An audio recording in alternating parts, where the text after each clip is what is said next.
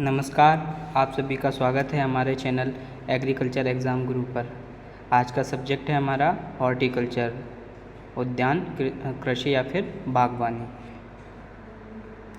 ये जो हमारा लेक्चर है इस फुल डिस्क्रिप्शन है और इसका जो मेन टॉपिक है हमारा वो है topic landscape and ornamental gardening. अगर हम हिंदी में बात करें तो लैंडस्केप और सजावटी बागवानी। स्टार्ट करने से पहले आप सभी से रिक्वेस्ट है कि हमारे चैनल को सब्सक्राइब करें, इस वीडियो को लाइक करें और शेयर करना ना भूलें। चलिए तो फिर हम लोग स्टार्ट करते हैं। कुछ ये गिवन हमारे लेक्चर्स हैं जो इस हॉर्टिकल्चर के अंतर्गत आएंगे या बागवानी के अंतर्गत। तो पहला जो हमारा लेक्चर रहेगा principle and element of landscape design. सभी लेक्चर एक के बाद एक आते जाएंगे, तो कृपया ध्यान रखें, इनको कंटिन्यू पढ़ाई करें। चलिए तो हम स्टार्ट करते हैं अब lecture first, principles and element of landscape design. ठीक है, तो लैंडस्केप डिज़ाइन के सिद्धांत और तत्व। The systemic planning of a garden is an art one must have through knowledge of plants, soils, land, topography and local environmental condition। एक बगीचे की व्यवस्थित योजना एक कला है। पौधों, मिट्टी, भूमि, स्थलाकृति और स्थानीय पर्यावरणीय परिस्थितियों का गहन ज्ञान होना चाहिए। मतलब हमें अगर लैंडस्केप के बारे में हम जब बता रहे हैं तो क्या एक सिस्टमिक होता है, पूरा सिस्टम वाइज एक के बाद एक और बहुत सारी चीज़ों को ध्यान में रखते हुए हम इसकी डिज़ाइन करते हैं। तो इसका सिद्धांत हमारा क्या है कि सभी चीज़ों को, जैसे कि पौधे हैं, वहाँ की मिट्टी, वहाँ की भूमि का स्थल ऊंचा नीचा किस टाइप का है, पूरे एरिया को ध्यान में रख के फिर हमें वहाँ पे लैंडस्केपिंग करनी है या लैंडस्केपिंग प्लानिंग करनी है। ठीक है, तो लैंडस्केप होता क्या है?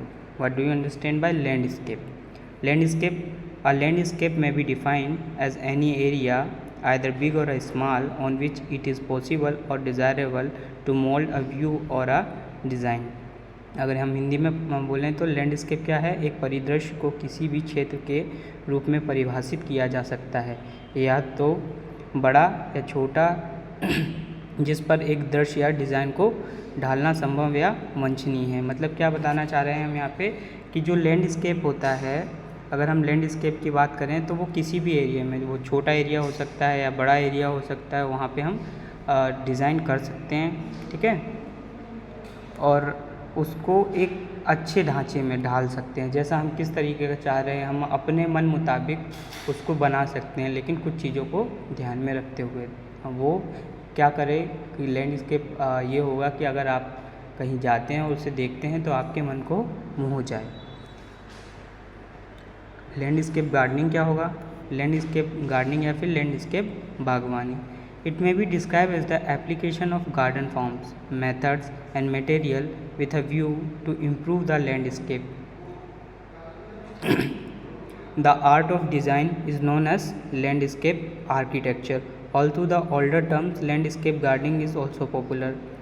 लैंडस्केप बागवानी इसे परिदृश्य को बेहतर बनाने की दृष्टि से बगीचे के रूपों, विधियों और सामग्रियों को अनुप्रयोग के रूप में वर्णित किया जा सकता है। डिज़ाइनिंग की कला को लैंडस्केप आर्किटेक्चर के रूप में जाना जाता है। हालांकि पुराना शब्द लैंडस्केप बागवानी भी लोकप्रिय है। इसमें बताना चाह रहे हैं कि जो आपके लैंडस्केप बागवानी है उसको हम नया टर्म जो दिया गया है आजकल, हम लैंडस्केप आर्किटेक्चर भी बोलते हैं। क्यों बोलते हैं? क्योंकि हम आर्किटेक्चर जो आप प्लान करते हैं, अगर आप अपने घर के सामने कर रहे हैं, रूफ गार्डनिंग कर रहे हैं, या फिर आपका टेरेस गार्डनिंग है या आपका एरिया है जो अंडुलेटेड है, ऊंचा नीचा है, तो वहाँ पे हम उस बागवानी को करते हैं। तो वहाँ के पॉइंट ऑफ व्यू को ध्यान में रखते हुए ये सारा काम हम करेंगे। ठीक है, तो इसमें क्या बताया दृष्टि के ये जैसे आपको सिंपल सा दिया है, इट में भी डिस्क्राइब होता है एप्लीकेशन ऑफ गार्डन फॉर्म्स, है ना।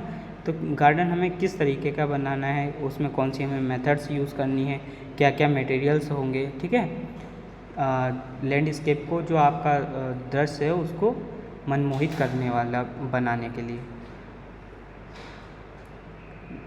अब इम्पोर्टेंस क्या होंगे उसके, या इम्पोर्टेंट कंसिडरेशन ऑफ गार्डनिंग। जब आप गार्डनिंग कर रहे हैं तो हमें बागवानी के महत्वपूर्ण विचार क्या होने चाहिए, किस बेसिस पे होगा। तो जैसे कि हमारा है पहला ऑप्शन है a garden has to be one's own creation and not an imitation giving due to consideration to the local environment। Second option जैसे दिया है overcrowding of the plant should be avoided. Third option दिया है आपको take advantage of natural topography while design garden. Fourth option दिया है आपको perfect harmony of different components is the essence in landscape gardening. Fifth point दिया है जैसे before planning a design one must be sure of what purpose the garden is utility और beauty और both. तो जैसे जो आपका दिया है एक बगीचे को अपनी रचना होना चाहिए, उसकी मतलब खुद की आपकी रचना होनी चाहिए। ऐसा नहीं है कि कुछ भी देख रहे हैं, आप अपने मन से अपने अनुसार उस चीज़ को बनाने की कोशिश करेंगे जो गार्डन आप बनाएंगे, ना कि अनुकरण स्थानीय वातावरण को उचित ध्यान में रखते हुए।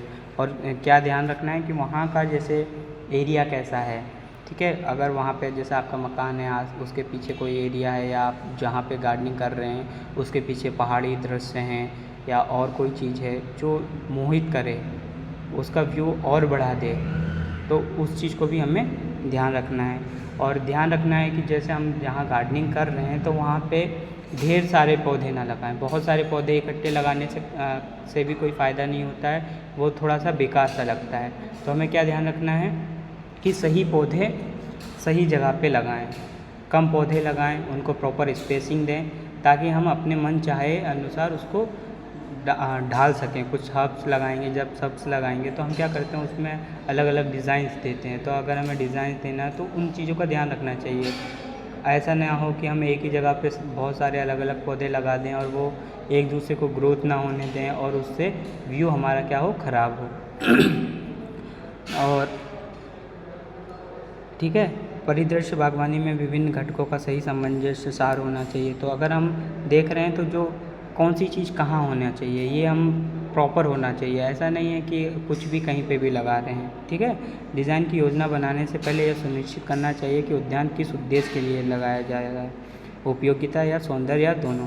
मतलब जैसे कि अगर हम गार्डनिंग कर रहे हैं या उद्यान हम लगा रहे हैं तो उसका मतलब ये नहीं है कि जैसे अगर फ्रूट्स प्लांट्स हैं या फ्लावर प्लांटिंग आपने की है तो आप उसको अच्छा दिखाने के लिए, सुंदर दिखाने के लिए कर रहे हैं, या फिर एक के बाद एक है कि फल के लिए कर रहे हैं। अलग अलग पर्पज़ से जब हम गार्डनिंग करते हैं तो उसका हमें पहले मुख्य ध्यान देना चाहिए कि हम किस पर्पज़ से कर रहे हैं। तो हमारा पर्पज़ वेल डिफाइंड होना चाहिए, है ना। फिर आएगा प्रिंसिपल ऑफ गार्डनिंग या बागवानी के सिद्धांत। तो हमारा प्रिंसिपल क्या होता है, तो प्रिंसिपल्स में जैसे आपका इनिशियल अप्रोच, शुरुआती जो सोच है आपकी या फिर प्रारंभिक दृष्टिकोण क्या है। तो a good designer should design the landscape in the available space, the natural topography should be retain, fencing should be such that its look natural as far as practicable, and it should not obstruct any natural view. For example, if there is a natural forest sanctuary or a hill log just outside the boundary, it should be incorporated in the garden design in the thoughtful manner so that it appears to be a part of the garden। अगर हिंदी में हम इसको पढ़ें तो हिंदी में होगा आपका कि प्रारंभिक दृष्टिकोण होना चाहिए, कैसा होना चाहिए, एक अच्छे डिज़ाइनर को उपलब्ध स्थान में परिदृश्य डिज़ाइन करना चाहिए, प्राकृतिक स्थलीकृत को बनाए रखा जाना चाहिए, बाड़ लगाना ऐसा होना चाहिए जो जहाँ तक व्यवहार को प्राकृतिक लगे और यह किसी भी प्राकृतिक दृश्य को बाधित ना करे। उदाहरण के लिए यदि सीमा के ठीक बाहर प्राकृतिक वन दृश्य या एक पहाड़ी है तो इसे बगीचे की डिज़ाइन में एक विचारशील तरीके से शामिल किया जाना चाहिए ताकि यह बगीचे का हिस्सा प्रतीत हो। मतलब इसमें मैंने वही बताया कि आपकी जो शुरुआती सोच है, अगर आप गार्डनिंग करने जा रहे हैं तो उसका सिद्धांत क्या होगा या प्रिंसिपल क्या होगा। तो उसमें हमें ये ध्यान रखना है कि आपके पास एरिया कितना है, जो जितना एरिया है, मान लीजिए आपके पास छोटा सा एरिया है, 100 वर्ग फुट है, 1000 वर्ग फुट है, तो उस उस बेसिस पे हम अपनी प्लानिंग करें, ना कि ऐसा है कि हम कहीं किसी का देखा है या कुछ कॉपी उठा कहीं का देखा हुआ है उसको हम कॉपी करने की कोशिश करें। क्यों? क्योंकि उसमें क्या होगा, मैं भी हो सकता है उसका एरिया तुम आपके एरिया से बड़ा हो, छोटा हो, या फिर हो सकता है वहाँ की ज़मीन वैसी ना हो। तो ये चीज़ हमें ध्यान रखना। आपको पहले तो सबसे पहले उसमें एरिया सही से फोकस करना है कि आपके पास एरिया कितना है। एरिया के बाद आप जो उसकी फेंसिंग कर रहे हैं, जो मतलब साइड बाउंड्रीज आप लगा रहे हैं, तो वो डिविजनल लाइन जिसे बोलेंगे वो आपको बाद में मिलेगा।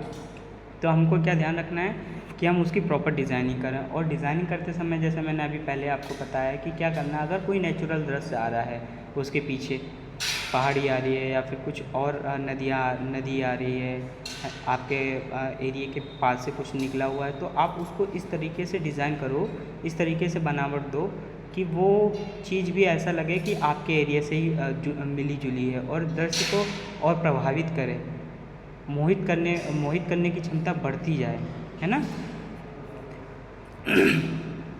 फिर बात आती है एक्सिस। तो जो आपका गार्डन होता है तो उसमें एक्सिस या फिर अक्षय बोला जाता है उसको, है ना। तो this is an imaginary line in any garden around which the garden is create striking a balance. In formal garden the central line is the axis. At the end of axis generally there will be a centre of attraction, है ना। Although other architectural features such as bird's bath or sundial can also be erected at about the midpoint। मतलब क्या बताया है, यह किसी भी बगीचे के एक काल्पनिक रेखा है जिसके चारों ओर एक संतुलन बनाते हुए बगीचा बनाया गया है। एक औपचारिक बगीचे में केंद्रीय रेखा धुरी है। एक धुरी के अंत में आमतौर पर आकर्षण का केंद्र होगा। हालांकि अन्य वस्तु शिल्प विशेषताएं जैसे पक्षी स्नान या संडायल को भी मध्य बिंदु पर खड़ा किया जा सकता है। इट मीन्स क्या बताना चाह रहा है यहाँ पे देखिए, मैं इसका एक इमेज आपको बताता हूँ कि ये जो लाइन दी हुई है आपको, एक मिनट में इसको ये जो लाइन है आपकी, ये क्या है, एक्सिस लाइन है। तो एक्सिस लाइन क्या होती है, एक इमेजिनरी लाइन होती है। ये वो लाइन है, मतलब ये आपको दिखेगी नहीं, लेकिन क्या है कि ये पार्टिसिपेट करेगी, एक एरिया बनाएगी। प्रॉपर फॉर्मल डिज़ाइन है, अगर आप कोई सी डिज़ाइन दे रहे हैं, अब उसको क्या है, फॉर्मल गार्डन क्या हो जाएगा, मतलब सिमिलर टाइप के पौधे अगर हम लगाएंगे, जैसे एक लाइन हमारी जैसे ये रो गई है, तो जैसा स्ट्रक्चर ये है, सिमिलर स्ट्रक्चर आपका ये भी है। सिमिलर स्ट्रक्चर आपका ये भी है, ऐसे ही इस तरफ भी है, ऐसे ही इस तरफ भी है। तो ये क्या है, एक फॉर्मल लुक है। अब ये फॉर्मल लुक में आपको ध्यान रखना है कि सारे साइड एक जैसे हों। और फिर इसमें जैसे बताया गया है कि एट द एंड पॉइंट जहाँ पे ये ख़त्म हो रही हैं रेखाएं, तो वहाँ पे भी कुछ सुंदरता का कुछ ऐसी चीज़ें हों जो आपको सुंदर दिखें, है ना, वो अट्रैक्ट करें, लुभावनी हों, ठीक है ना। और आपको ध्यान रखना है कि ये जब इसके बीच का जो एक सेंट्रल पॉइंट है, तो वो भी क्या होगा, आकर्षण का केंद्र होगा। जिस टाइप का देखिए अब ये जो एरिया है, तो ये बीच में आपको दिख रहा है, अभी आकर्षण का केंद्र है कि हाँ यहाँ पे कुछ ऐसा फाउंटेन जैसा हो, या कुछ भी ऐसा एरिया जो आपको पसंद करे, या फिर ऐसा हो सकता है बर्ड बाथ हो जहाँ पे पक्षी नहाते हैं, उस तरीके का कुछ स्पेशल कैरेक्टर होना चाहिए, कुछ अलग दिखना चाहिए, है ना।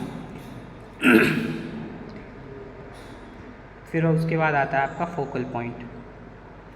तो फोकल पॉइंट क्या होगा, a focal point in every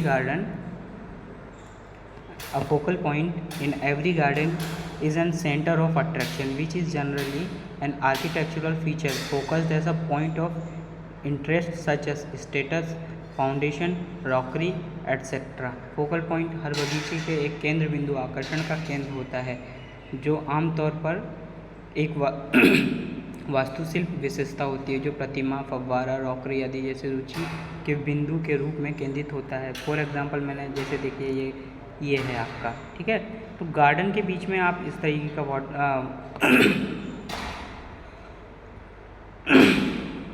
माफ़ कीजिएगा, थोड़ा गला खराब है। देखिए फाउंडेशंस हैं। अब इसमें ये फाउंडेशन है जहाँ पे झरना सा बह रहा है। आप यहाँ पे अगर नहीं है आपको मिल पा रहा है तो आप अपने हिसाब से कोई आपको पसंदीदा स्टैचू हो, आप वो स्टैचू यहाँ पे लगा सकते हैं। और ये फोकल पॉइंट क्या होगा, ये अट्रैक्टिव केंद्र होगा, ये सेंटर होगा, ठीक है ना, जहाँ पे आपका फोकस जाएगा। आप जाते से एंट्री करने के बाद अगर आप कुछ देख रहे हैं और जहाँ आपकी जाके निगाहें एकदम टिक जाएँ, ठीक है ना, उस तरीके का ये फोकल पॉइंट होता है। तो हो सकता है आप रॉक्स पत्थरों का इस्तेमाल कर सकते हैं, बड़े बड़े पत्थर, छोटे पत्थर, पेबल्स, है ना या रॉक्स का, या फिर आप स्टैचू का एट्सेट्रा, है ना। नेक्स्ट हमारा जो होता है मास इफेक्ट। अब मास इफेक्ट क्या होता है, मास इफेक्ट तो मास इफेक्ट होगा the use of single plant species in large number in one place is done to have mass effect. One should see that such mass arrangement do not become monotonous. The size of masses should be varied. तो इसमें दे रखा है जैसे कि एक स्थान पर बड़ी संख्या में एकल पौधों की प्रजातियों का उपयोग बड़े पैमाने पर प्रभाव डालने के लिए किया जाता है। हमें यह देखना चाहिए कि इस तरह की सामूहिक व्यवस्था नीरस ना हो जाए। द्रव्यमान के आकार विविध होना चाहिए। फॉर एग्जांपल आपको मैं बताना चाहूँगा, देखिए क्या है, ये है कि हमने यहाँ पे एक तरीके से ग्रास लगाई हुई है। नीचे जो आपकी है इसमें मैं आपको बताता चलता हूँ। ये वाला जो एरिया है, ये देखिए, ये घास वाला एरिया है ना उसके बाद आपका ये जो एरिया है, ये वाला लाइन, ये कैसा है कि सेम टाइप के छोटी छोटी हब्स लगी हैं, ठीक है। उसके बाद उससे बड़ी साइज के, उसके बाद क्या है आपका, उससे बड़ी साइज के ये लगे हुए हैं पौधे, फिर उससे बड़े, फिर उसके बाद उससे बड़े प्लांट्स लगे हुए हैं। तो क्या ध्यान रखा गया है इन चीज़ों में आपका, कि अलग अलग साइज के पौधे लगे होने चाहिए। और ऐसा ना हो कि बड़े पौधे बीच में डाल दिया आपने, छोटे पौधे इस साइड हैं, मीडियम पौधे उस साइड हैं, तो उससे क्या होगा, वो आकर्षण जो आपका होगा वो आकर्षण बिगड़ जाएगा। और जब वो आकर्षण बिगड़ेगा तो वो आपका जो आपकी जो बागवानी है या फिर आपका जो दृश्य है वो अच्छा नहीं लगेगा। तो ये जो इकट्ठा बहुत सारे पॉइंट्स को, बहुत सारे पौधों को जब इकट्ठा लगाया जाता है तो ये क्या होता है, एक अट्रैक्शन का केंद्र बन जाता है। बहुत जैसे जनरली हम बहुत सारे फ्लावर्स को एक साथ लगा देते हैं, एक कलर के फ्लावर्स, तो वो क्या करते हैं, आपके मन को भाते हैं, आपको पीस प्रोवाइड करवाते हैं। तो इस टाइप की चीज़ें हमें ध्यान में रखना है हमारा, जब हम गार्डन अपना डिज़ाइन कर रहे हैं तो, है ना। हाँ, इसमें थोड़ा सा टाइम लगता है, चीज़ें आपको सोचनी पड़ेंगी। तो कुछ भी करने से पहले जैसे हम प्लान करते हैं ना, उसी तरीके से हमें अपने गार्डन को लगाने से पहले उसकी पूरी प्रॉपर प्लानिंग करनी चाहिए। क्या कहाँ अरेंज करना है, कैसा लेआउट देना, ये सारी चीज़ें हमें ध्यान रखनी होंगी। उसके बाद आता है आपका यूनिटी। यूनिटी क्या होता है, unity in a garden is very important and will improve the artistic look of the garden. Unity has to be achieved from various angles. एकता एक बगीचे में एकता बहुत महत्वपूर्ण है और बगीचे के कलात्मक रूप में सुधार करेगी। एकता को विभिन्न कोणों से प्राप्त करना होगा। मतलब क्या बताना चाह रहा है, यूनिटी। अब यूनिटी से आप क्या समझ रहे हैं, यूनिटी आप जैसे जानते हैं सभी लोग, हम एक दूसरे को साथ, जब बहुत सारी चीज़ें एक साथ इकट्ठी हो जाती हैं तो वो क्या हो जाता है, यूनिटी। और यूनिटी क्या होती है कि एक एक्चुअली ये यूनिटी हेल्पफुल होती है कि एक के पास अगर जो चीज़ है वो दूसरे के पास नहीं होती है, मे भी हो सकता है दूसरे के पास है वो तीसरे के पास नहीं है, तो शेयर करें। अब शेयर करते हुए जब ये चीज़ें एक दूसरे के साथ में बनेंगी, बढ़ेंगी, तो एक पूरा ग्रुप सा दिखेगा, है ना, एक पूरा ग्रुप सा दिखेगा, यूनिटी दिखेगी। उन चीज़ों का मतलब कॉम्बिनेशन जो होगा वो कॉम्बिनेशन बहुत अच्छे से होना चाहिए। जब कॉम्बिनेशन अच्छा होगा तो लुक अच्छा आएगा। जैसे कि इसमें कुछ दिया, first the unity of style. क्या होना चाहिए कि हमारी जो स्टाइल है, हम किस स्टाइल को फॉलो कर रहे हैं, तो वो हमारी होनी चाहिए। फीलिंग्स, कि हम उसमें क्या दिखाना चाह रहे हैं, हम पीस ढूंढवा रहे हैं या फिर हम किसी को अच्छा फील करा रहे हैं, उससे हमारा टच हो जाए, गार्डन को देखने के बाद हमें शांति मिले, ठीक है।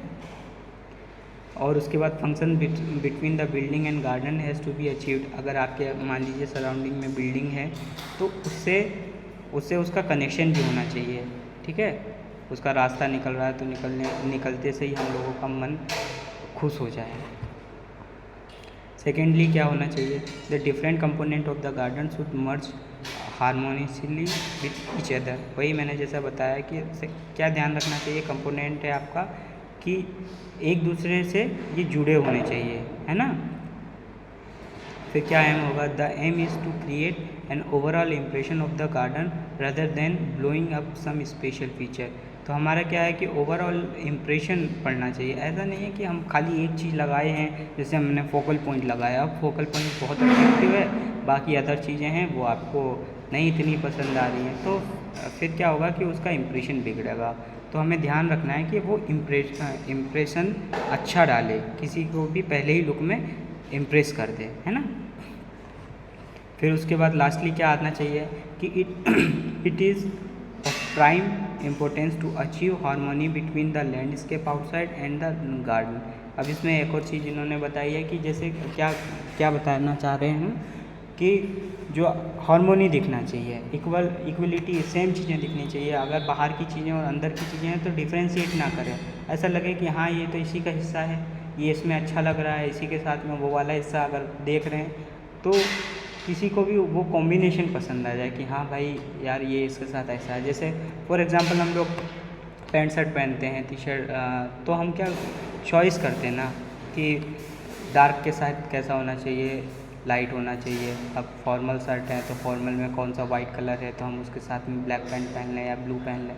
तो ये क्या होता है, एक कॉम्बिनेशन टाइप का होता है ना, सिमिलर टाइप का ये होना चाहिए कि हाँ एक लुक लगे, एक चीज़ लगे, एक सिमिलरिटी लगे, एक पूरा ओवरऑल फ्लो आए।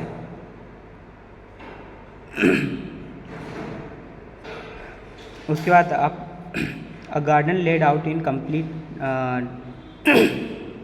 Defence of the local conditions में look exotic but it is not successful garden. अगर ऐसा लग रहा है कि भाई बाहर की चीज़ ख़राब है और वो बाहर ही लग रही है, आपके अंदर अलग लग रहा है, तो फिर वो मज़ा नहीं आएगा, है ना। तो उसको आप एक सक्सेसफुल गार्डन भी नहीं कह पाएंगे। जैसे फॉर एग्ज़ाम्पल इन्होंने बताया, मैंने आपको दे दिया है, पहले ही समझा दिया, ठीक है। तो the achieve a unity between the building and the garden, it is a common practice to train creepers on the front porch which cover the rudeness of the masonry work and also bring the building closer to nature. For the same reason, foundation plantings are also done. A foundation planting broadly means the planting of वसी plants near the foundation of the building. तो यही वही same चीज़ बताने की कोशिश कर रहे हैं कि अगर जैसे आपने पोर्च बनाया है तो आपको जो बिल्डिंग है तो बिल्डिंग के पास में ऐसी झाड़ियाँ सी लगी हों जिनकी रूट उसको सपोर्ट कर रही है, वो अलग लुक ना दे कि अलग सा दिख रहा है, वो ऐसा लगे कि हाँ उसी का हिस्सा है। जैसे बिल्डिंग बनी है, बिल्डिंग के बाहर अगर कोई से प्लांट लगे हैं तो वो प्लांट उसमें ऐसा शो करना चाहिए, ऐसा लगना चाहिए कि हाँ ये उस प्लांट के साथ बिल्डिंग को बनाया इस तरीके से गया और प्लांट को इस तरीके से लगाया गया कि वो उसी का हिस्सा दिखने लगे, ठीक है। जैसे इसमें हिंदी में वही मैंने सारी चीज़ें आपको समझाई हैं, मैं पढ़ के बता देता हूँ।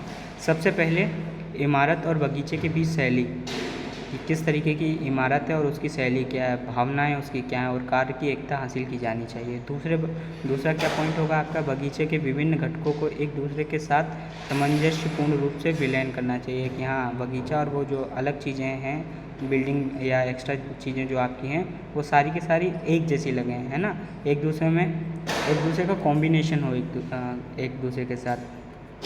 तो इसका उद्देश्य कुछ विशेष विशेषताओं को उड़ाने के बजाय बगीचे की समग्र छाप बनाना है। यह है कि ये ना लगे अलग दिखाने के कंपेयर में, हमारा क्या है कि एक जैसी छाप लगे। तो अंत में बाहर के परिदृश्य और बगीचे के बीच सद्भाव प्राप्त करना प्रमुख महत्व का है। मतलब क्या है कि बाहर का दृश्य और अंदर का दृश्य सिमिलर लग रहा है। स्थानीय परिस्थितियों की पूरी तरह से अवज्ञा में रखा गया एक बगीचा आकर्षक लग सकता है, लेकिन एक सफल उद्यान नहीं है। उदाहरण के लिए, एक समुद्र के किनारे के बगीचे में लगाया गया कैक्टी पूरी तरह से जगह से बाहर है, क्योंकि ये सूखे इलाके के निवासी हैं। इमारत और बगीचे के बीच एकता प्राप्त करने के लिए सामने की पोर्च पर लताओं को प्रशिक्षित करना एक आम बात है, जो चिनाई के काम की अध्यक्षता को कवर करते हैं और इमारत की प्रकृति के करीब भी लाते हैं। उन्हीं कारणों से नींव रोपण भी किया जाता है। एक नींव रोपण का मतलब मोटे तौर पर इमारत की नींव के पास झाड़ीदार पौधे का रोपण है। तो मैंने आपको पूरा समझाया है, ठीक है। जैसे ये देखिए, मैंने इसका साथ में एक आपके लिए इमेज रखा है। इसको इस तरीके से बनाया गया है। हालांकि इसमें एक बिल्डिंग नहीं है, जैसा आपको बिल्डिंग चाहिए हो, अगर हम बात करें बिल्डिंग की तो बिल्डिंग नहीं है यहाँ पे, बट चीज़ें क्या है, सिमिलर सी हैं। कि अब ऐसा है ना, यहाँ पे बताने की ये कोशिश की है कि आपकी चीज़ें क्या हैं, आप कौन सी चीज़ें, आप बिल्डिंग है और उससे कुछ बिल्कुल अपोजिट चीज़ लगा रहे हैं, अपोजिट पौधा लगा रहे हैं आपके बाग में, तो वो क्या होगा, अट्रैक्टिव नहीं होगा, है ना। तो वो चीज़ें हमको ध्यान रखनी है। अब एरिया है, जैसे इधर बढ़िया सा पानी है, उसके पास में ऐसा कैक्टस प्लांट लगा दिया, अब क्या होगा, आप ही बताइए। कि अगर जहाँ पे एरिया पानी अच्छा है, वो है वाटर लॉग कंडीशन वाला, कैक्टस होता है एरिड कंडीशन, सूखे दृश्य वाला, तो दोनों का कॉम्बिनेशन अच्छा नहीं लगता है, या सर्वाइव करने में भी दिक्कत होगी, या सूख जाएगा, तो फिर बाद में किसको प्रॉब्लम होनी है, वो आपके गार्डन का लुक बिगाड़ेगा। तो ये सारी चीज़ें हमें ध्यान में रखना है। नेक्स्ट आपका जो पॉइंट आता है वो होता है स्पेस। तो स्पेस क्या होता है, the aim of every garden design should be such that the garden should appear larger than its actual size. One way of achieving this is to keep vast open space, preferably under lawn, and restrict the planting in the periphery, normally avoiding any planting in the center. But if any planting has to be done in the center, the choice should be a tree which branch at a higher level on the trunk, and not a bushes shrub. Such planting will not obstruct the view of make the garden appear smaller than its size. Another suggestion to create the illusion of more space in large public garden is to alternate large lawn followed by a group of trees. A large open space planted haphazardly all over with trees look smaller than its size. The technique of creating an illusion of more space are also referred to as forced perspective. तो यहाँ पे इसमें क्या बताने की कोशिश की है, मैं आपको पूरा बता देता हूँ। स्पेस में क्या होता है, स्पेस का मतलब आप समझ रहे हैं क्या होता है, जगह। तो जैसे हमारा मान लीजिए छोटा गार्डन है। अब छोटा गार्डन ऐसा होना चाहिए कि छोटा गार्डन है और अगर हम उसमें प्लांटिंग कर रहे हैं तो उसकी जो सराउंडिंग हमने दी है, या फिर हमने लॉन है हमारा एरिया, तो ऐसा ना करें उसको बहुत क्राउडेड कर दें या डेंसिटी पॉपुलेशन कर दें। अगर आपने लॉन छोड़ा है, देखिए मैं एक ऊपर जो आपको बता देता हूँ, एक जो आपकी इमेज थी ये वाली इमेज, जिसको देखिए एक बार।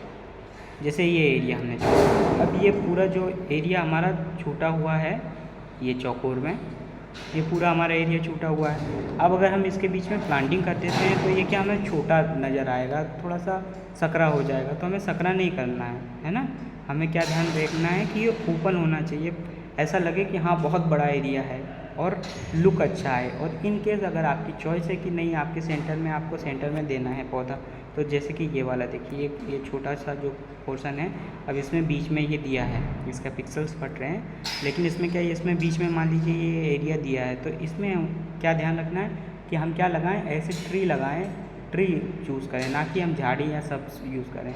तो जब हम ट्री लगाएंगे तो ट्री क्या होता है कि भाई उसकी ब्रांचेस जो होती हैं वो तने के ऊपर से शुरू होती हैं, तो मतलब क्या होगा कि वो पूरा ओपन एरिया लगेगा, खुला लगेगा। आप वहाँ पे आसानी से जब देखेंगे तो आप दूर तक देख पाएंगे। तो जब आप दूर तक देख पाएंगे तो आपको लगेगा कि हाँ बहुत स्पेस है, जगह है, काफ़ी जगह है, काफ़ी बड़ा एरिया है ना। तो ये चीज़ों को आपको ध्यान रखना है स्पेस में।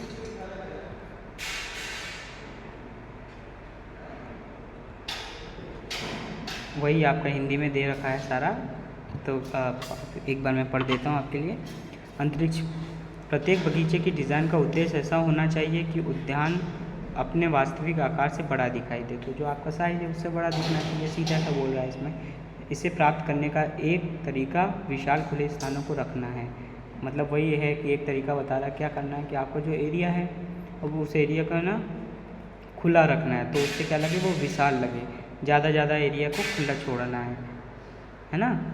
यही होता है, जैसे हम लोग भी कुछ करते हैं या अपना रूम ही सजा रहे हैं, तो अब हम बहुत सारी चीज़ें ला के इकट्ठी रख देंगे, हाँ हमें अच्छी लगी ये फ़ोटो वो फ़ोटो ये वो, तो वो क्या हो जाएगा, सारी चीज़ मिक्स हो जाएगी और लुक अच्छा नहीं देता है। इसलिए क्या करना चाहिए, थोड़ा स्पेस छोड़ दीजिए, एक चीज़ रखिए, उसके आसपास सराउंडिंग में स्पेस होना चाहिए। तो उससे क्या होता है कि हमारा जो लुक जाता है ना, हम जो चीज़ देखते हैं तो हमारा फोकस उस पर जाता है जो हम दिखाना चाह रहे हैं। सामने वाला जो दिखाना चाह रहा है ना, स्पेस से वो जाता है कि हाँ भाई वो फ़ोटो रखी है, सिर्फ एक ही फ़ोटो है, तो आसपास कुछ नहीं है, तो इंसान उसको देखेगा, है ना।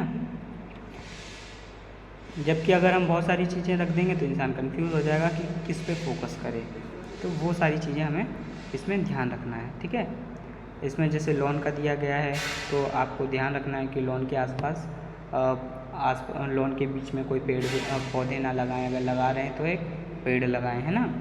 वही सारी चीज़ें इसके अंदर आपको दी हुई हैं। हाँ, पढ़ रहा हूँ। फिर क्या है, अधिमानतः लॉन के नीचे और परिधि के रोपण को प्रतिबंधित करना, आमतौर पर केंद्र में किसी भी रोपण से बचाना।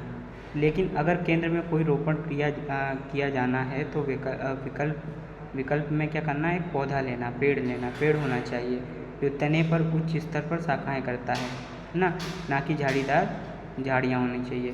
तो इस तरह के रोपण दृश्य को बाधित नहीं करेगा या बगीचे को अपने आकार से छोटा नहीं दिखाएगा, और एक बड़े सार्वजनिक उद्यान में अधिक जगह का भ्रम पैदा करने का एक और सुझाव पेड़ों के बीच समूह के बाद बड़े लॉन को वैकल्पिक करना है। पेड़ों के साथ बेतरतीबी ढंग से लगाया गया एक बड़ा खुला स्थान अपने आकार से छोटा दिखता है और वो भ्रम पैदा करता है कि वो छोटा है, ठीक है। तो मतलब क्या, वही बात बताई है कि अगर आप पौधे लगा रहे हो और उसके बाद बड़ा एरिया छोड़ रहे हो तो वो क्या ना लुक ऐसा देता है कि भाई साहब बहुत जगह है, ठीक है। तो वो चीज़ आपको ध्यान रखनी है कि ज़्यादा इम्प्रेसिव लगे, फोकस ये है आपका, है ना। फिर आपका आता है डिविजनल लाइन। डिविजनल लाइन क्या होगी, in a landscape garden there should not be any hard and fast division line. However, there is the necessity of dividing or rather screen a compost pit or Mali's quarter for a vegetable garden from the rest of the garden.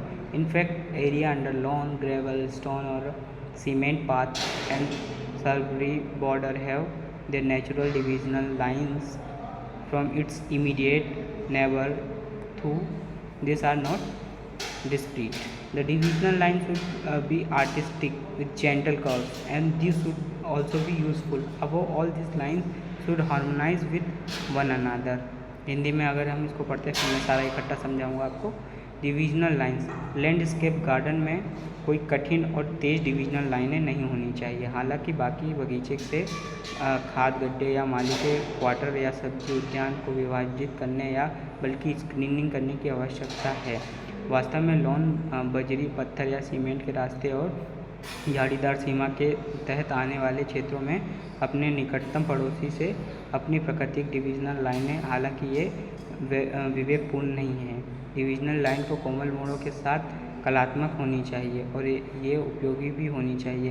इन सभी रेखाओं के ऊपर एक दूसरे के साथ सामंजस्य होना चाहिए।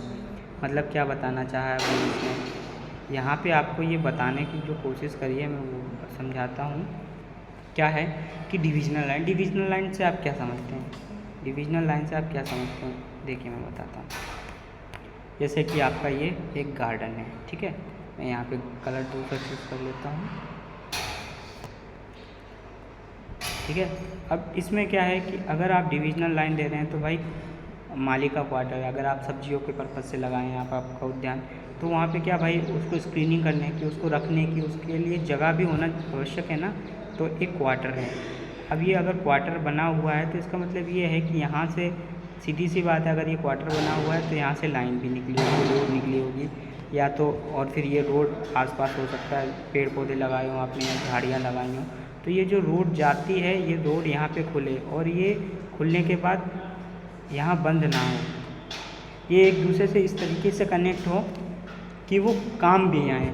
अब यहाँ से निकलने के बाद अगर आपको स्क्रीनिंग करनी है या आपको टहलना है तो आप यहाँ से निकलने के बाद यहाँ घूम सकते हैं, इधर जा सकते हैं, फिर इस साइड का यहाँ से सारा व्यू देख सकते हैं। तो वो जो लाइन से डिविजनल लाइन का मतलब ये होता है कि आपको आपकी बॉर्डर एक तरीके का जो बॉर्डर हो जाएगा ना, कि आपका एरिया डिफाइन करने वाली। अब जैसे पड़ोसी है भाई, उसने भी मान लीजिए गार्डनिंग कर रखी है, तो क्या करेंगे, तो एक बॉर्डर तरीके से लगाई जाती है। या फिर खेतों के आसपास भी आपने देखा होगा कि बाउंड्री जो मेड़ जिसको आप बोलते हैं मेड़ बनी होती है, उसी तरीके से बागवानी में भी मेड़ टाइप के ऐसी वो बताता है जो आपका एरिया को डिफाइन करता है। मैप बाहरी एक फ्रेमवर्क बना के आपको दे देता है ना, उसे हम डिविजनल लाइन बोलेंगे। ठीक है।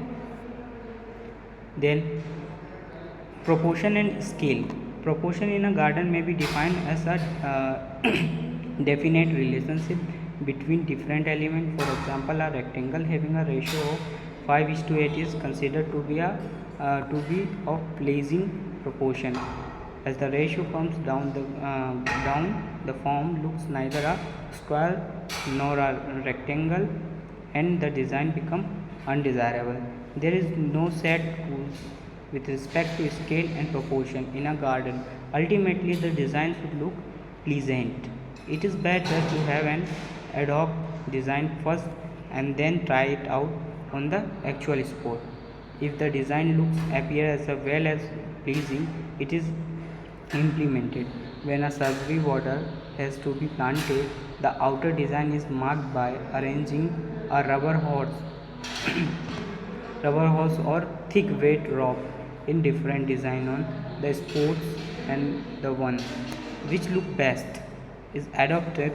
Judgment of scale and proportion fully depend on the individual experience and the through knowledge of plant. अगर हिंदी में आपका बोलते हैं, मैं इसको भी फिर इकट्ठा ही समझाऊंगा आपको। अनुपात और पैमाना। अनुपात और पैमाना क्या है कि एक बगीचे में अनुपात को विभिन्न तत्वों के बीच एक निश्चित संबंध के रूप में परिभाषित किया जा सकता है। उदाहरण के लिए 5:8 का अनुपात है, अनुपात वाले एक आयत को मनभावन अनुपात का माना जाता है। जैसे कि यह अनुपात नीचे आता है, फॉर्म ना तो एक वर्ग कहलाता है और ना ही वो आयत का फॉर्म रहेगा, और वो डिज़ाइन कैसी होगी, अवांछनीय होगी। बगीचे में पैमाने और अनुपात के संबंध में कोई निर्धारित नियम नहीं है, तो अंततः डिज़ाइन सुखद दिखानी चाहिए। पहले एक तदार्थ डिज़ाइन रखना बेहतर है और फिर इसके वास्तविक स्थान पर आजमाएं। यदि डिज़ाइन आकर्षक लगने के साथ साथ मनभावन लगता है तो इसे लागू किया जाता है। जब एक झाड़ीदार सीमा लगाई जानी होती है तो बाहरी डिज़ाइन को मौके पर विभिन्न डिज़ाइन से रबर की नली या मोटी गीली रस्सी की व्यवस्था करके चिन्हित किया जाता है, और एक जो सबसे अच्छा दिखता है को अपनाया जाता है। पैमाने और अनुपात का निर्णय पूरी तरह से व्यक्तिगत अनुभव और पौधे के गहन ज्ञान पर निर्भर करता है। इसमें क्या समझाने की कोशिश की है, देखिए मैं बता रहा हूँ इसको। प्रोपोर्शन जो आपका है, जैसे ये जो बताया है प्रोपोर्शन एंड स्केल। प्रोपोर्शन और स्केल आपका क्या है, प्रोपोर्शन और स्केल जो आपका होता है अनुपात और पैमाना। कि मतलब पैमाना से क्या समझते हैं, फ्रेमवर्क या डिज़ाइन। कि अगर आप जब कोई भी चीज़ करने जाते हैं, आप मकान ही बनाते जाते हैं, तो पहले हम सोचते हैं ना कि भाई यहाँ पे हमें बेडरूम रखना है, यहाँ पे लॉबी रखना है, यहाँ पे गार्डन का एरिया छोड़ना है, तो हम पूरा एरिया रखते हैं।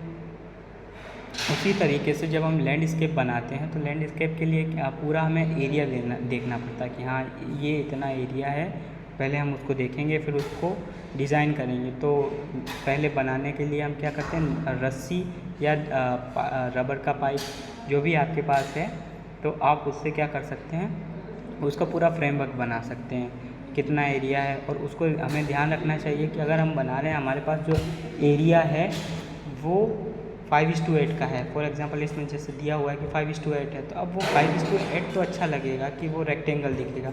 अगर हम उससे कम कर रहे हैं तो वो क्या हो जाता है, फिर वो ना तो वो स्क्वायर दिखता है और ना रेक्टेंगल दिखता है, तो उससे लुक बिगड़ रहा है। तो हमें क्या ध्यान रखना है कि हमारा लुक अच्छा बना रहे, तो हम उसके लिए पहले ही एक फ्रेमवर्क तैयार कर लेते हैं। जब फ्रेमवर्क तैयार कर लेते हैं और उसको अप्लाई करके देखते हैं, अगर वो अच्छा लग रहा है अप्लाई, जैसे हमने अपना गार्डन बनाया, हम अपने हिसाब से मकान बनाते ना, या फिर आर्किटेक्चर से बनवाते हैं, तो आर्किटेक्चर भी क्या करता है, उसे आपकी ज़मीन पे ना रख के वो अपने कंप्यूटर या फिर आप उनका जो ऐप होता है वो उस ऐप पे डिज़ाइन करके देखते हैं कि अच्छा ये अच्छा लगेगा, ये स्पेस रहेगी, वो सारी पॉइंटों को ध्यान रखते हैं। उसी तरीके से हमें भी क्या करना पड़ता है कि हम इन लैंडस्केप के टाइम पहले इसमें जो प्लानिंग की है उस प्लान को करके देखें, बना के देखें, लैंड पे देखें। अगर वो अच्छा लग रहा है तो हम उस रेशो को लें जो हम एक प्लीजेंट लुक दे, आपको खुशी पहुंचाए, आपको अच्छा लगे, किसी को भी अच्छा लगे ना। कुछ मकान होते जाते से ही हमको डिज़ाइन पसंद आ जाती है, हाँ ये डिज़ाइन होनी चाहिए, तो उसी तरीके का पहले हम फ्रेमवर्क तैयार कर लें।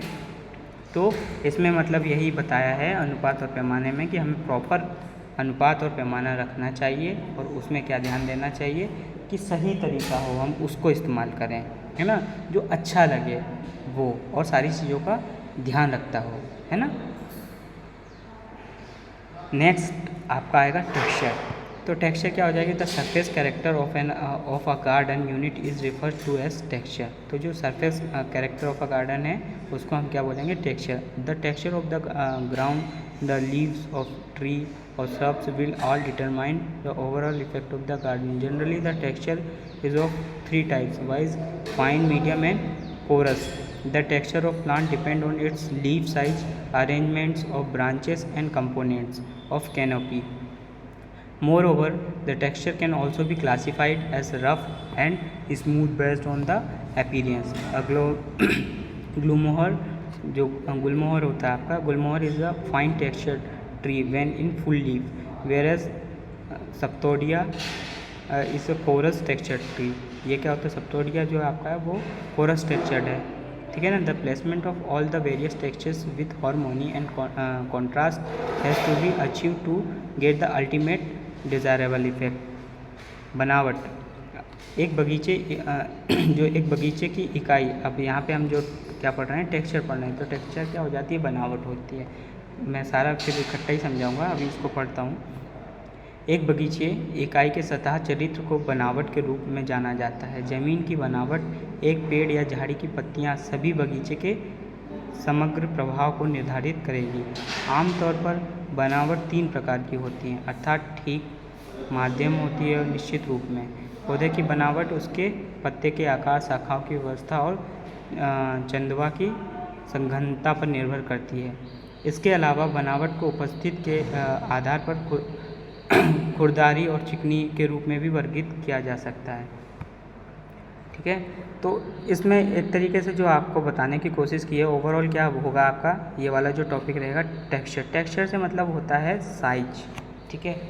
पेड़ पौधों का ले लीजिए, मिट्टी में चलते हैं तो जैसे हमने मिट्टी का, मृदा का जानते होंगे, मृदा में क्या होता है कि भाई बालुई मिट्टी है या फिर आपके सैंडी है ना, दोमट है, तो मृतिका है, तो ये सारी मिट्टियाँ अलग अलग होती हैं साइज़। तो यहाँ पे भी जब हम गार्डनिंग करते हैं तो वहाँ पे जो हम पौधों का सिलेक्शन या झाड़ियों का सिलेक्शन हम कर रहे हैं, तो उनका सिलेक्शन कैसा होना चाहिए, अलग टाइप का। अब आपका गार्डन है कि आप फाइन टेक्सचर्ड पे कर रहे हो, मीडियम टेक्सचर्ड पे कर रहे हो, या फिर आप कोरस टेक्सचर्ड पे कर रहे हो, है ना। तो बड़ी पत्तियों वाले पौधे आपको पसंद आ रहे हैं या छोटी पत्तियों वाले आपको पौधे पसंद आ रहे हैं, है ना, छोटे प्लांट्स। तो यहाँ पे टेक्सचर क्या है, साइज़ का मैटर करता है। कुल मिला के आपको साइज़ का ध्यान देना है, ठीक है। तो उस हिसाब की एक तरीके की बनावट होनी चाहिए, है ना। देन अब हम अगला होगा आपका लाइट एंड टाइमिंग। तो ये सारे पॉइंट्स हैं जो आपको लैंडस्केप में ध्यान रखना है, ठीक है। लाइट एंड टाइम, अब लाइट एंड टाइम का बात होगा तो in a garden the time factor is very important. The garden design should be planned in such a way that in the afternoon it is possible to sit in the shaded place from where the best part of the garden should be visible.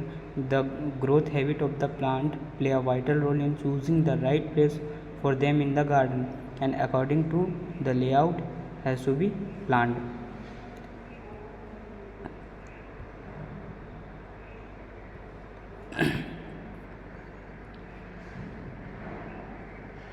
प्रकाश और समय। तो प्रकाश और समय की बात होगी तो एक बगीचे में समय कारक बहुत महत्वपूर्ण है। समय और कारक बहुत महत्वपूर्ण है। कैसे? बगीचे के डिज़ाइन को इस तरह से योजनाबद्ध किया जाना चाहिए कि दोपहर में एक संचयित स्थान पर बैठने संभव हो, जहाँ से बगीचा का सबसे अच्छा हिस्सा दिखाई देना चाहिए।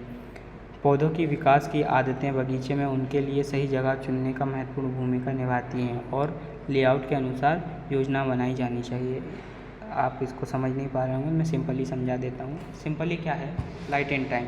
तो हमें ऐसा ध्यान रखना है कि जब हम अपना प्लांटिंग कर रहे हैं या हम अपना गार्डन तैयार कर रहे हैं तो उस गार्डन में जो लाइट है वो प्रॉपर रहे, ठीक है। और फिर जो आपका टाइम है तो टाइम के बेसिस पे ऐसी शेड आए, छाया है। जो हम पौधे लगा रहे हैं उचित पौधे, उन जो चुनाव करते हैं पौधों का, वो उचित पौधों का चुनाव हमें करना पड़ेगा कि ये पौधा बहुत अच्छा है, इस तरीके का पौधा क्या हो, उसके मल्टीपर्पज़ हो, कि वो आपको छाया, अच्छी मात्रा में छाया दे रहा हो। और जैसे कि दोपहर का टाइम है, अब टाइम के बेसिस पे हमने बनाया है। कुछ होता है कि दोपहर के टाइम पे रहेंगे तो उसकी छाया यहाँ पे आएगी, उस पौधे को हम उस जगह पे लगाएं जहाँ उसकी छाया आए और उसकी छाया के नीचे वो हम रेस्ट कर सकें। और हम रेस्ट करके वहाँ की जो अट्रैक्टिव चीज़ है, आपके जो गार्डन की जो अच्छी चीज़ें हैं वो सारी वहाँ से विजिबल हों, तो आपको क्या लगेगा, वो आपको प्लीजेंट रहेगा। आप सब, या आप हों या फिर आपकी फैमिली हो, कोई भी अगर वहाँ पे बैठता है तो उसको सुखद भावनाएं मिलें, ठीक है। तो ये चीज़ हमें ध्यान रखनी है। और फिर अलग अलग टाइम पे, शाम टाइम है, शाम टाइम पे किस टाइप की झाड़ियाँ हैं उनके नीचे बैठना है। झाड़ियाँ सुंदर लगती हैं, उसके आसपास घूमना, तो वहाँ दिक्कत नहीं करेगी। तो वो जो आपने पहले फ्रेमवर्क बनाया था, जो आर्किटेक्ट मैंने आपको पहले बताया था, तो उस आर्किटेक्ट के बेसिस पे ही इन चीज़ों को पुट करना है ना। देन आएगा आपका tone and colour. Tone and colour क्या हो जाएगा? In a landscape garden the permanent backdrop is the green tone of the various tree and shrubs. It is possible to lay out a garden with suitable tone of entirely white or yellow flowers, but at the same time making it charming also. Another important point is that it is better to have masses of a single color against a mixture of colors. A bed of roses containing only single color of say red, yellow or pink has much softer tone and beauty than a bed containing a mixture of colors. So a good garden architect should have the knowledge of color wheel and color scheme for charming color in the garden. तो tone और रंग, इसको भी हम हिंदी को पढ़ लेते हैं, फिर मैं इकट्ठा वैसे ही समझाऊंगा आपको। एक लैंडस्केप गार्डन में स्थायी पृष्ठभूमि विभिन्न पेड़ों और झाड़ियों के हरे रंग की टोन है। पूरी तरह से सफ़ेद या पीले फूलों को सूक्ष्म स्वर के साथ एक बगीचा रखना संभव है, लेकिन एक ही समय में इसे आकर्षक भी बनाना संभव है। एक और महत्वपूर्ण बात यह है कि रंगों के मिश्रण के मुकाबले एक ही रंग के द्रव्यमान होना बेहतर है। लाल, पीले या गुलाबी रंग के केवल एक ही रंग वाले गुलाब के बिस्तर में रंगों के मिश्रण वाले बिस्तर की तुलना में बहुत नरम स्वर और सुंदरता होती है। एक अच्छे बगीचे के वास्तुकार को बगीचे में आकर्षक रंग के लिए रंग पहिया और रंग योजनाएं का ज्ञान होना चाहिए। मतलब क्या बताना चाह रहा है टोनों का, रंग से आप क्या समझ रहे हैं? तो जो आपका टोन है, टोन या फिर जो कलर है, तो यहाँ पे ये बताने की कोशिश की है कि जो जैसे आप फ्लावर्स यूज़ करते हैं तो फ्लावर्स यूज़ कीजिए सेम टाइप के फ्लावर्स को यूज़ कीजिए। अलग अलग ऐसे ना बहुत सारा मिक्स कर दिया आपने, कहीं रेड, येलो, नीले, पीले, लाल, गुलाबी, तो मज़ा नहीं आएगा। मज़ा कब आएगा? जब हम सारे के सारे कलर हैं, एक एरिया है उसमें येलो, रेड, ब्लू, है ना, तो सिमिलर कलर के पौधे, फ्लावर्स एक साथ लगे हों, तो वो क्या करता है, वो एक सॉफ्ट टच देता है ना। क्योंकि क्या होता है, मिक्सचर क्या आपके माइंड को समटाइम क्या होता है कि इरिटेशन देता है, वो लुक नहीं दे पाता जो आपको चाहिए। आपको क्या सिंपल साधारण चीज़ें चाहिए, तो उस बेसिस पे हमें सारा का सारा सिमिलर कलर के पौधे फ्लावर्स यूज़ करो। जैसे रेड कर रहे हैं तो वो क्या अट्रैक्टिव होगा आपको, जैसे वाइट है तो वाइट, आप जब वाइट एरिया देखेंगे वाइट फ्लावर्स एक साथ में हैं तो आपको सॉफ्ट टच होगा, आप उसके साथ अपने आप को जोड़ पाएंगे, आपकी फीलिंग्स उसके साथ में शेयर हो सकती हैं। तो इस टाइप की हमको चूज़ करना है। तो ये सारी चीज़ अगर जो भी गार्डनर है जो अपनी लैंडस्केप बना रहा है, लैंडस्केप को प्रिपेयर कर रहा है, वो अपने फ्रेमवर्क में ये पॉइंट्स को ज़रूर ध्यान रखे। जब ये चीज़ें होंगी तो आप अपने आप आपका जो गार्डन होगा वो बहुत ज़्यादा अट्रैक्टिव होगा, है ना। देन इसके बाद आपका जो अगला पॉइंट होगा वो होगा मोबिलिटी। अब मोबिलिटी क्या होता है, in a temperate zone the garden changes colour very sharply and contrast starting from one season to the other, symbolize mobility or movements. As for example, many trees in the temperate zone attract themselves with wonderful hues due to the changes in their leaf color in the autumn. In most part of tropical India, though these contrasting changes cannot be achieved, it is possible to bring in some suitable changes. For example, to create some symbols of movement, trees such as Bengal or Indian almond, है ना, which change its leaf color into striking red twice annually before falling, or large stomia flows design which also change the color of the leaf to coppery shade in the autumn before shedding, or Madhuka indica and Ficus religiosa, the new foliage of this appearing as coppery red in the sapling should be planted in some parts of the garden. This in addition improves the landscape. The mobility can also be achieved by the rising flowering annuals of different color in form of flower beds. Changing the position of potted plants may also bring mobility in the garden. Next, तो चलिए साथ में आपको मैं समझाता चलूँगा इस तरीके से।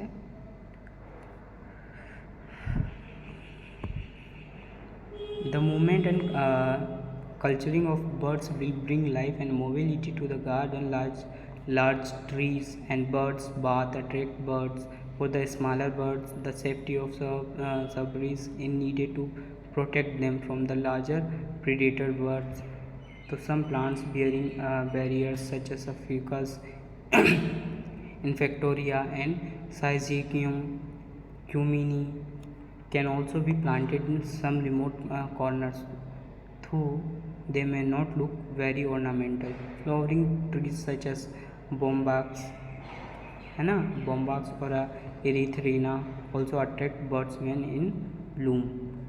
So the seasonal flowers will bring in the motion and movement of colorful butterflies, fountains, or even a lone sprinkle and stream in a garden also serve the object of movement.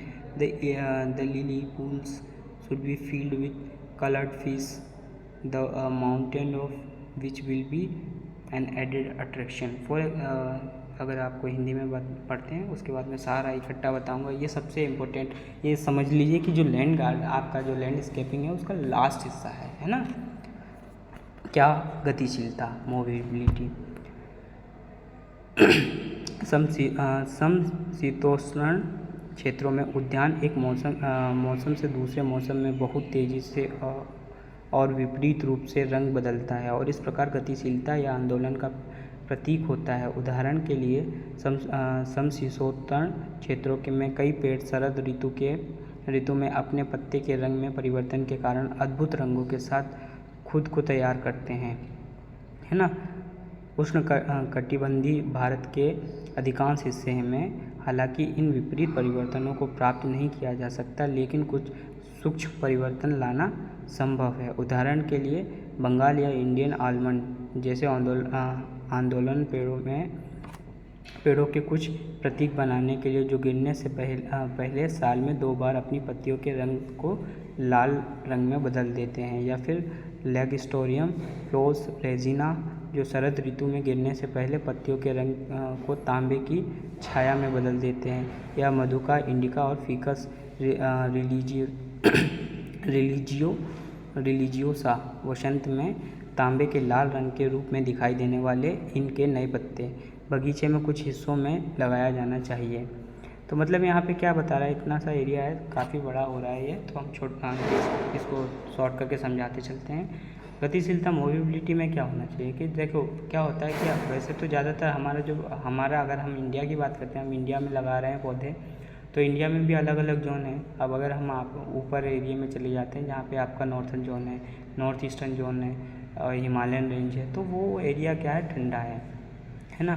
तो वहाँ पे क्या होता है कि वहाँ के जो पौधे होते हैं वो अलग होंगे, पाइन्स होते हैं। उसके नीचे अगर हम आते हैं तो वो अलग हो जाते हैं। तो कुछ क्या होते हैं, कुछ पत्ते ऐसे होते हैं या कुछ पौधे ऐसे होते हैं जो साल में अपने 2 बार कलर चेंज कर देते हैं। कुछ पत्तियाँ अपना गिरते गिरते कलर चेंज करती हैं, है ना। तो ये सीज़न वाइज आता जाता रहता है। तो ये जो आना जाना है पत्तियों का, पहले हरा, फिर पीला, या फिर दूसरे कलर हो जाते हैं, है ना, तो ब्राउन कलर के हो जाते हैं। कुछ अलग अलग पौधे आपने देखे होंगे, तो वो सारे के सारे क्या करते हैं, कलर चेंज करते हैं। आप सिंपल सा है, आप जनरली लोगों ने आम देखा होता है, आम का ही देखना कि जो शुरुआती तौर पे आम का जो पौधा होता है, जब पत्ते झड़ जाते हैं उसके बाद जो नए पत्ते आते हैं उनका कलर अलग होता है। फिर वो होते होते होते डार्क ग्रीन हो जाता है, फिर वो झड़ते हैं, फिर वो आ जाता है। तो उस तरीके के जो पत्ते हैं, नया कलर आना जाना लगा रहता है, तो इसी को हम मोबिलिटी कहेंगे, है ना।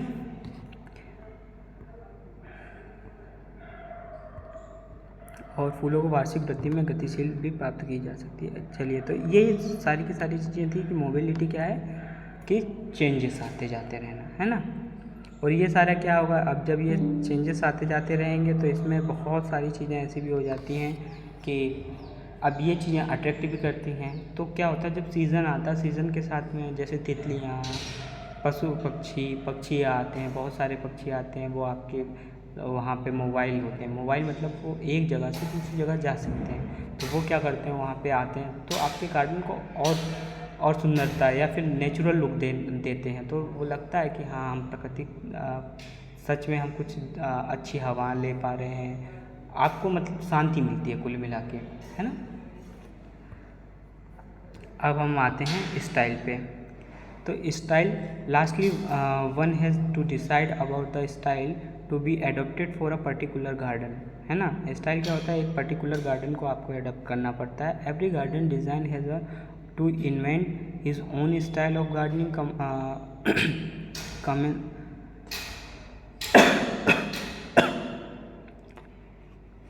commensurate with his budget, taste and the nature of the site. Ease of maintenance, one can develop his own design only when he studies carefully all the garden styles of the world and grasp the underlying principles in them. शैली या style या आपकी शैली, तो चलो मैं इसको भी पढ़ के फिर इकट्ठा समझाता हूँ। अंत में किसी को किसी विशेष बगीचे के लिए अपनाई जाने वाली शैली के बारे में निर्णय लेना होगा। प्रत्येक उद्यान डिज़ाइनर को अपने बजट, स्वाद और साइट के प्राकृतिक रखरखाव में आसानी के अनुरूप बागवानी की अपनी शैली का आविष्कार करना पड़ता है। कोई भी अपना स्वयं का डिज़ाइन तभी विकसित कर सकता है जब वह दुनिया की सभी उद्यान शैलियों के ध्यानपूर्वक अध्ययन करता है और उनमें अंतर्हीनता सिद्धांतों को समझता है। मतलब क्या है स्टाइल वही चीज़ है कि स्टाइल वही देखिए, सबका अपना अपना तौर तरीका, सबकी अपनी अपनी पसंद। तो जो उसको डिज़ाइन कर रहा है वो उसकी सोच होती है, वो अपनी सोच के बेसिस पे उसको डिज़ाइन करता है, स्टाइल देता है, ठीक है। तो वो तभी अच्छी डिज़ाइन दे पाएगा जब उसने दुनिया में जितनी भी गार्डनिंग हैं, स्टाइल्स हैं, तो उनको उसने जाना हो, सारी शैलियों को उसका पता हो, उसने उनको ढंग से पढ़ा हो। तो वो हो सकता है कि कुछ शैलियाँ सब जगह से कुछ शैलियाँ लेके मिक्स करके अपना गार्डन बनाए। कुछ किसी को कॉपी कर सकता है, वो किसी के बात पे जा सकता है, तो उस बेसिस पे वो अपने हिसाब से बना सकता है। और इन चीज़ों में क्या ध्यान रखना पड़ता है कि भाई अगर आप कोई सा गार्डन तैयार कर रहे हैं तो उसमें आपके पास उसके लायक बजट है या नहीं, बजट है, कितना बजट है, और फिर आपको वो कितना आसान होगा। मान लीजिए आपने कहीं बाहर के गार्डन के बारे में पढ़ा है, आपकी लोकेशन वैसी नहीं है जो आपको सपोर्ट कर पाए, और मान लीजिए वो चीज़ है आपके यहाँ पे अवेलेबिलिटी नहीं है उन चीज़ों की, तो आप उनको वहाँ से यहाँ तक ला सको। तो ये सारी चीज़ें पे भी हमें ध्यान रखना पड़ता है। कि हमारा बजट हमको कितना अलाउ करता है, ठीक है। और या फिर वो चीज़ें जो प्लांट्स हम उसमें लगाना चाह रहे हैं, जो एक चीज़ घास, अलग अलग घास है, वो घास हम उसमें देना चाह रहे हैं, तो उसकी अवेलेबिलिटी कितनी है, आपका इन्वायरमेंट है वो आपका कितना सपोर्टिव है। तो उन चीज़ों को भी हमें ध्यान में रखना है, उस बेसिस पे हमें स्टाइल को डिज़ाइन करना है, ठीक है। चलिए, तो आज का ये लेक्चर यहीं पे ख़त्म होता है। अब हम अगला लेक्चर पढ़ेंगे गार्डन एलिमेंट एंड डिज़ाइन। अगर ये लेक्चर आपको अच्छा लगा हो तो कृपया करके इसे लाइक करें, शेयर करें और सब्सक्राइब करें। और अगर इसमें आपको कुछ और ऐड करना हो, कुछ आपको समझ में आ रहा हो, तो आप सजेशन भी हमारे कमेंट बॉक्स में हमें दे सकते हैं। ठीक है, इसी के साथ मैं आपसे विदा लूँगा। धन्यवाद।